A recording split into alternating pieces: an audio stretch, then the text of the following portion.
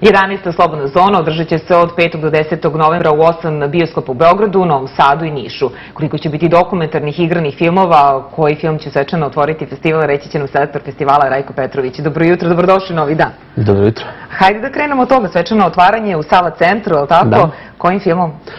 Film o Amy Winehouse, koji se zove Amy, devojka iza imena.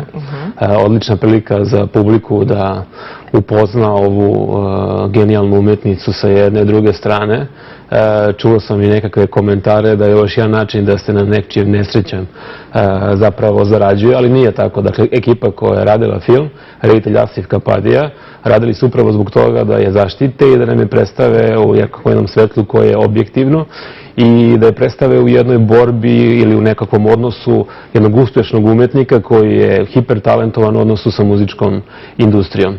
Ja verujem da je interesovanje veliko upravo za taj film. Jeste. I ono što postoji kao nekakva mala, ono što je za nas Beograđane interesantno, to je da Emi nije slučajno odbila da peva u Beogradu. Dakle, postoji razlog i svi oni koji dođe da pogledaju film će ga... Ja da pitam koji je razlog. Dobro, to nek ostane onda publika koja bude došla, u stvari saznaće i razlog. Sad, što se tiče dokumentarnih igranih filmova, koliko će biti ukupno prikazano? Ukupno će biti 25 filmova prikazano. To su sve celovečernji dokumentarni igrani filmovi, angažovani. Slobodna zona svoj program već od početka planira tako da pola filmova otprilike budu igrani filmovi, pola dokumentarni. I srećom se poklopilo u zadnjih 15 godina da je dokumentarni film doživio ekspanziju i da, recimo, mi već drugu godinu za redom u Sava centru svečano otvaramo festival sa dokumentarnim filmom. Dakle, dokumentarni film ima snagu da privuče veliki broj gledalaca. Šta nam to govori? Da sada dokumentarci drugačije snimaju, rade ili publika je prosto željna tih dokumentarnih filmova? Zbog čega veći uticaj sada ima i uopšte publiku ima dokumentarnih? Produkcija je podignuta na mnogo veći nivo. Znači, ne samo produkcija, nego i ono što bi Amerikanci rekli storytelling. Dakle, u zadnjih 10 godina se jako puno vodilo računa o tome da kada se pravi film, da se on ne radi za jedan uzak krug ljudi, nego da se broj publike poveća, odnosno da autori koji prave dokumentarne filmove da se obraćaju što široj publici, što ja mislim da je jedan ispravan pristup. Dakle, da pored svog autorskog pečata mogu da komuniciraju dobro sa publikom i ne samo ova dva filma, nego i ostali filmovi koji se nalaze na zoni. Da vas pitam, koje biste još filmove izdvojili?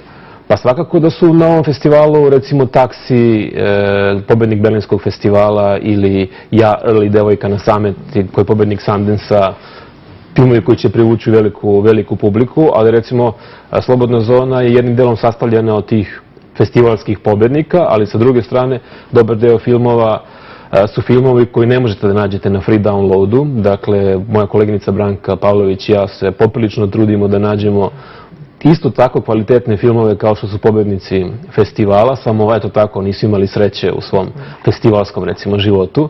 I recimo ja bih pre svega izdvojio film Glumica. To je film o Brandy Barr. Oni koji su pratili seriju The Wire HBO-a znaće o kome se radi. Ona je napustila glumačku karijeru, okrenula se porodičnom životu i zapravo dokumentarni film prati trenutak kada ona želi ponovo da se vrati u takozvani biznis. Da, i u dvorani Kulturnog centra nakon filmova biće i veče noćnih razgovora. Ko će ih voditi? Urednik razgovora je Ivan Milenković, 3 večeri, a jedno večer će uređivati i moderirati Olja Bećković, koja je ovogodišnja i gošća selektorka festivala. Ona je odabrala 3 filma, pomenuti Taksi, Glumica i Kako prići slonu. Tokom njene večeri gošći će biti Jelena Đokić, Branka Šelić, Milica Mihajlović. Da, oni će pokušati zapravo da odgovore upravo na to pitanje da li je biti glumica profesija, glumica bez uloge i tako na koje ne treba pristajati uloge i tako dalje. Da, to je jedno kompleksno pitanje. Jeste, vrlo interesantno. Dobro, ostalo je još Novi Sad, Niš i publika koja će glasati, je li tako, za najbolje filmove? Da, publika svake godine ima priliku da proglasi pobednika Slobodne zone, a mi kasnije sa tim pobednikom i sa ostalim najboljim filmovima festivala idemo na turneju, dakle svakog proleća. Publika u manjim gradovima ima priliku da pogleda najbolje filmove sa festivala. Eto, još jednom pozivamo naravno gledalce od 5. do 10. novembra, Slobodna zona, zaista onako pregršt dobrih filmova. Rajko, hvala mnogo na gostovanju. Hvala na pozivu. A vi ostanite svakako uz Novi dan, sa vama smo uskoro ponovo iz Zagreba, Sarajeva, Beograda. N1 Vesti na dodir od vas. Preuzmite aplikaciju